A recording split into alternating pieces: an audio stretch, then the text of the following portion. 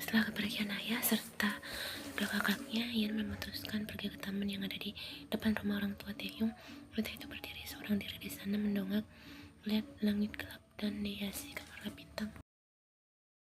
Sepertinya malam ini akan hujan, gumam wanita itu. Sebuah jas yang menyentuh pundaknya membuat wanita tergelojak kaget, hampir saja membekik jika pemilik jas tersebut tidak cepat berdiri. Kau mengagetkanku, umpat Ian memasang wajah bengkelnya pada pria itu. Taeyong hanya tersenyum kemudian mengusap rambut Ian, membuatnya berantakan, membuat wanita itu kembali memaki pria yang pernah menjadi kekasihnya itu. Jadi kalian dijodohkan? Tanya Taeyong.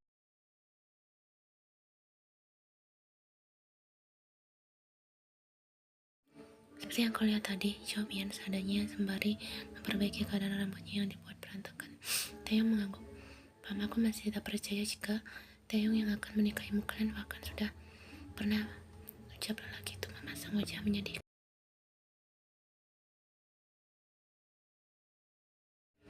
Dulu kau bilang juga kau hanya akan setelah menikah, lalu lihat apa yang kau lakukan sekarang. Kau lebih dulu dan dengan sepupuku. Betapa beruntungnya Taeyong merasakan gerutu pria itu. Selama sendiri dulu mengkhianatiku. Jika kau bersabar sedikit mungkin aku mau melakukannya, tapi kau ternyata sungguh tak sabaran. Cibir Ian. Taeyong terlihat gadis kecil. Aku akan menikah.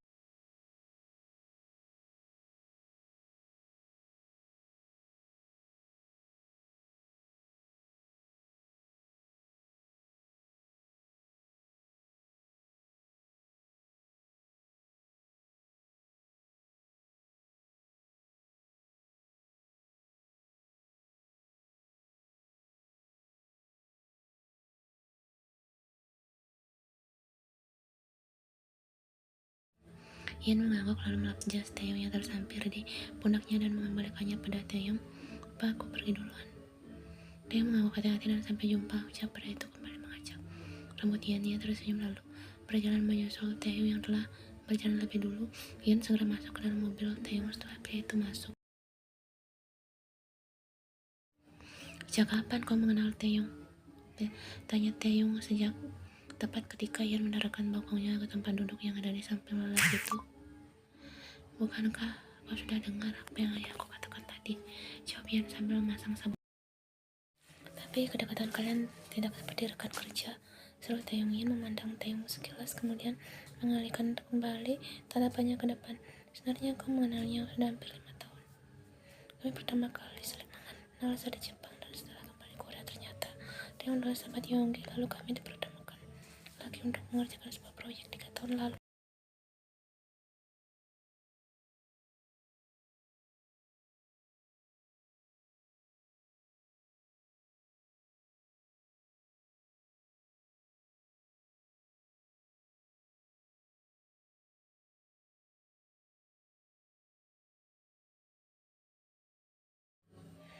Taeyong maksudmu? Tanya Taeyong dan dibalas dengan anggukan oleh Ian. Mungkin karena dia lama tinggal di Jepang dan jarang ke Korea, makanya kami tak terlalu dekat. Setelah jawaban Taeyong, tidak ada lagi pembicaraan yang terjadi di antara dua si Juli itu. Ya, kembali sibuk memandang keluar jendela, sedangkan Taeyong sibuk memperhatikan jalan. Luangkan waktumu besok setelah makan siang, kita akan melihat cincin pernikahan, ucap Ian saat mereka sampai di depan gedung apartemen Ian. Aku akan menjemputmu. Ya, Ian melepas sabuk pengamannya lalu membuka pintu mobil. Hendak keluar, tetapi Taeyong tiba-tiba menahan tangannya. Bagaimana keadaan di apartemenmu? Baik, jawab Ian. Taeyong mengangguk. Masuklah. Pria itu akhirnya melepaskan tangan Ian, membiarkan wanita itu keluar dari mobilnya.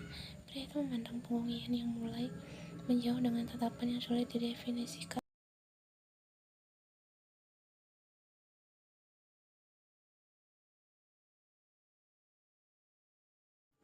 Ian berjalan masuk ke dalam lift sambil bersenandung dan memainkan ponselnya sampai wanita itu tersadar jika seorang laki-laki berpakaian serba hitam masuk ke dalam lift.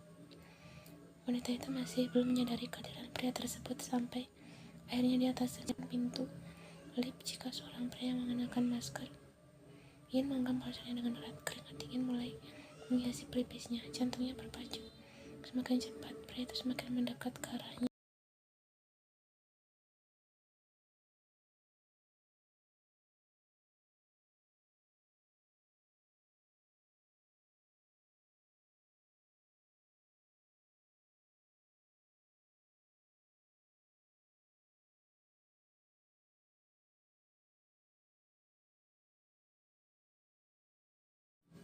Lelaki itu menyengir di balik maskernya. Maaf jika aku mengagetkan Nona, ucapnya. Ya, bukankah sudah aku bilang untuk tak memakai pakaian seperti ini lagi? Omel Ian memukul pundak lelaki yang ternyata adalah tetangganya tersebut. Maaf Nona, ucap pemuda itu merasa bersalah. Ian menghembuskan napas lega dan mengusap dadanya, menetralkan degup jantungnya. Tidak apa-apa, ucap Ian sambil menepuk pundak lelaki itu. Pintu lift akhirnya terbuka, dua orang itu pun keluar dan Ian menatap pemuda di sampingnya. Lain kali jika kau masih memakai pakaian menyeramkan ini, aku tidak segan-segan melaporkanmu ke pihak keamanan. Lelaki yang lebih muda 2 tahun dari Ian itu mengangguk padu. Iya Nona, aku akan memakai pakaian serba merah muda setelah ini, ucapnya bercanda. Ian terkekeh. Ya, itu lebih baik.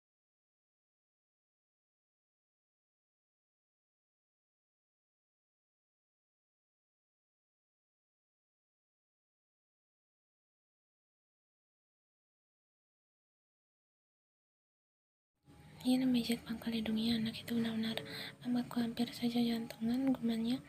2 menit kemudian wanita itu bangkit dari ranjang lalu masuk ke dalam kamar mandi untuk membersihkan diri. 15 menit kemudian Ian keluar dengan menggunakan bathrobe. Wanita itu bersenandung kecil berjalan menuju ranjang kemudian merebahkan dirinya di sana. Ian merubah posisinya menjadi menyamping, tetapi sesuatu membuat keningnya mengernyit. Ian bangkit dari ranjang wanita itu lalu berjalan menuju lemari kecil yang ada di samping pintu kamarnya. Sejak kapan vas bunga ini ada di sini? Seingatku ini ada di lemari sudut, monolog Ian lagi memandang lemari sudut di dalam kamarnya. Kini rak tengahnya kosong. Atensi Ian lalu terfokus pada cahaya merah yang berkelap-kelip dalam vas bunga itu. Dengan cepat Ian mengeluarkan ini. Tangan Ian bergetar. Wanita itu lalu dengan cepat menumbuk benda yang merupakan kamera penyadap itu dengan vas bunga. Ian pun harus tenang. Ian mencoba mengatur napasnya, menahan kepanikannya. Wanita itu lalu berjalan.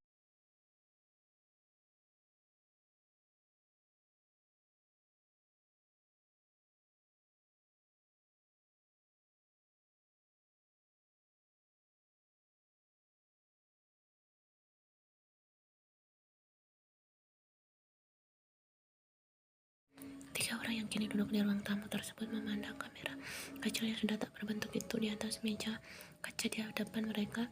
Tadi saat aku pergi bersama Taeyong Oppa, aku ingat dengan jelas vas bunga itu ada di lemari sudut. Tapi ketika aku sampai dari WC mandi, aku baru sadar jika sudah ada di meja nakas di samping pintu. Jelas Ian pada dua pria itu.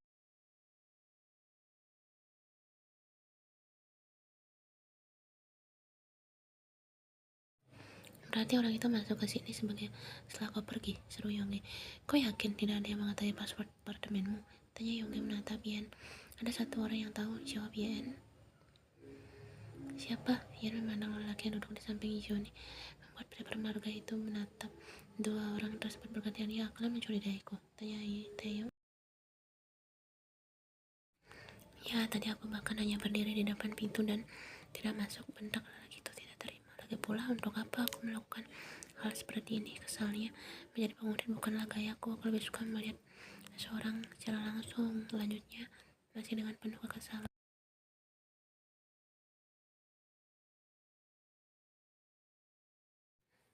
Yonggi dan Ian memutar bola matanya malas.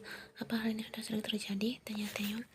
Lihatlah, Yonggi memberikan ponselnya memutar video CCTV beberapa hari lalu pada pria itu. Taeyong menerimanya dan segera menonton video tersebut. Pria itu sudah beberapa kali datang dan hanya berdiri diam di depan pintu. Terakhir kali dia meletakkan satu paper bag berisi obat dan vitamin di depan pintu. Ian, jelas Yonggi. Taeyong mengusap wajahnya dengan kasar. Kalian harusnya menyelidikinya. Aku sudah mencoba memberitahu, tetapi aku tak mendapatkan petunjuk apapun selama 4 hari ini. Orang-orangku mengintai di sini, tapi pria itu tidak datang lagi. Jelas Yonggi. Kupikir dia sudah berhenti jika aku menghentikan pengintaian, tapi ternyata dia kembali dan melakukan hal berani ini, sambungnya.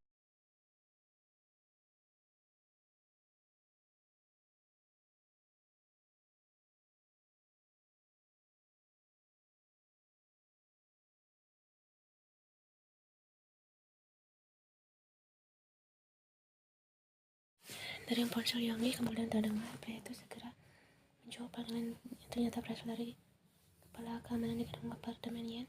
Bagaimana dengan rekaman CCTV-nya? Tanya Yonggi. Baiklah, tersebut Yonggi merasa berat.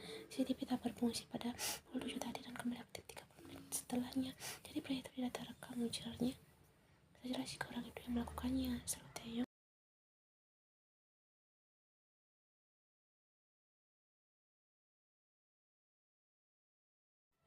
Bel apartemen berbunyi. 3 orang tersebut saling berpandangan. Yan hendak melewati diri, tapi Taeyong lebih cepat dari wanita itu.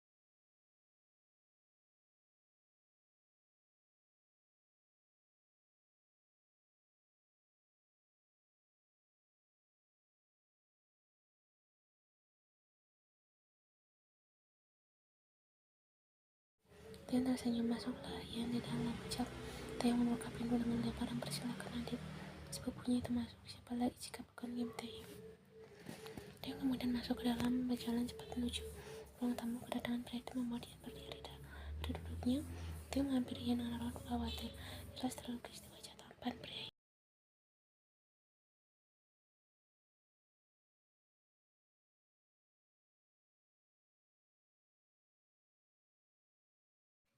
Kepala keamanan menelponku dan memberitahukan semuanya. Kau benar-benar tidak apa-apa kan? Tanya Taeyong lagi. Iya, aku baik-baik saja, jawab Yan melepaskan tangan Taeyong dari pipinya. Kurasa untuk sementara waktu kau tidak tinggal di sini, Yan. Lebih tinggal di rumahku dan menginap di hotel, jawab Taeyong memecah dengan adegan drama dua orang tersebut. Tidak, di hotel malah akan lebih berbahaya. Setelah Yonggi berdiri dari duduknya, aku akan banyak yang tinggal di apartemenku, ucap Taeyong. Taeyong menengok. Itu lebih baik seperti itu, ucapnya.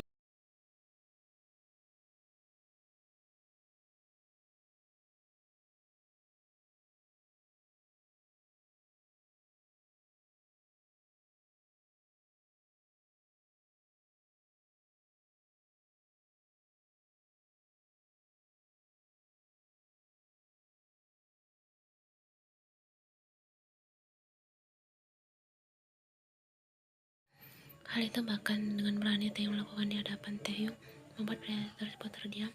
Taeyong kemudian beralih ke depan Taeyong.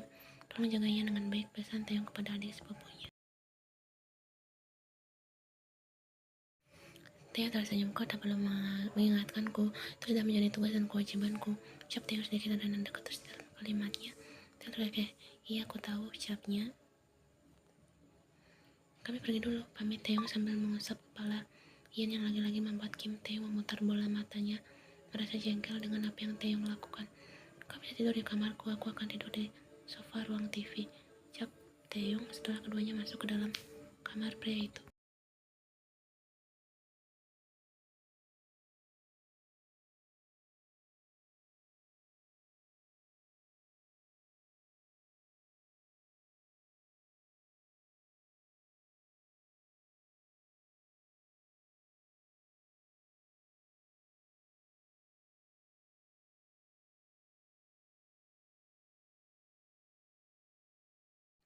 Pria bermarga Kim itu lalu merapatkan dirinya di atas sofa yang ada di ruang TV.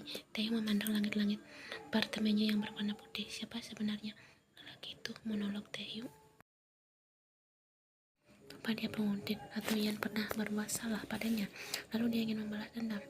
Dia menarik napas panjang. Lebih baik dia tidur daripada memikirkan kemungkinan tadi yang semakin membuat kepalanya pecah. Tapi sudah 30 menit memejamkan mata, pria itu tetap saja tak bisa tidur.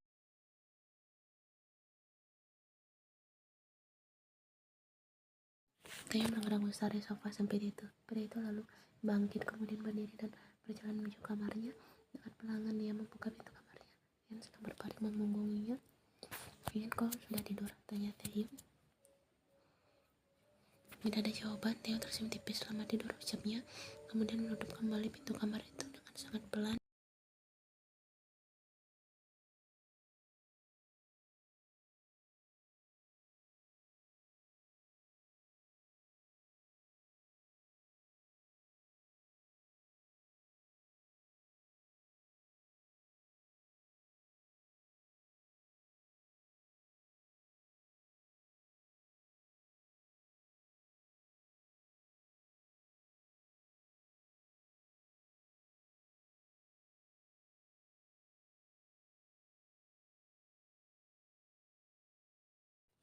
Ya, aku ada rapat dengan beberapa investor hari ini. Jawab Yente membuang kasar selimut dan belum selesai. Dia lepat di atas sofa. Aku akan mengantarmu. Jawabnya segera berlari masuk ke dalam kamar. Ian memandang aneh pria itu. Wanita itu lalu berjalan mendekat pada sofa melanjutkan pekerjaan Taeyong tadi. Ian melipat rapi selimut yang pria itu gunakan lalu membawanya masuk ke dalam kamar dan kembali keluar. Setelah 15 menit menunggu, Taeyong akhirnya keluar dari kamar. Ayo, ajaknya pada Ian. Keduanya lalu berjalan berdampingan menuju pintu apartemen.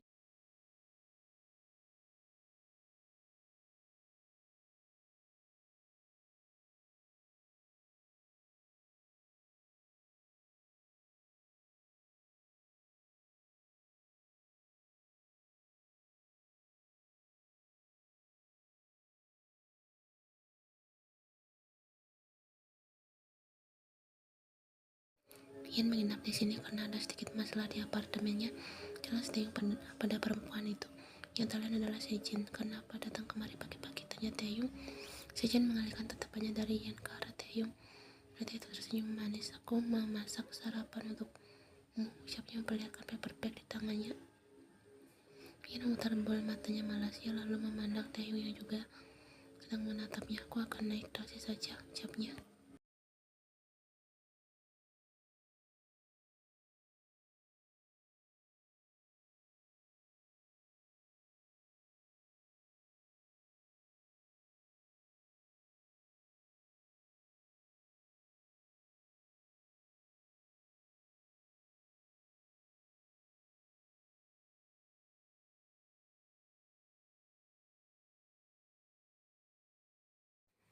Ayahmu dibebaskan karena memang kurangnya bukti bahwa ayahmu lah yang menabrak korban. Aku hanya sedikit membantu, sela Taeyong.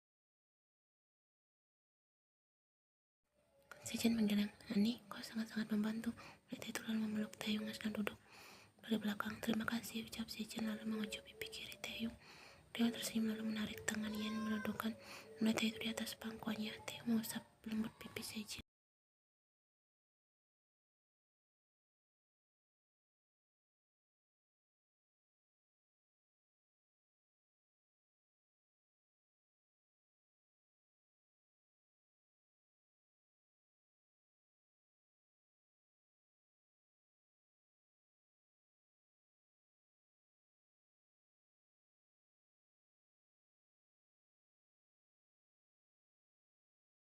Taeyong terdiam. Pria itu mengepalkan tangannya di balik punggung Sejin. Aku janji, ucap pria itu.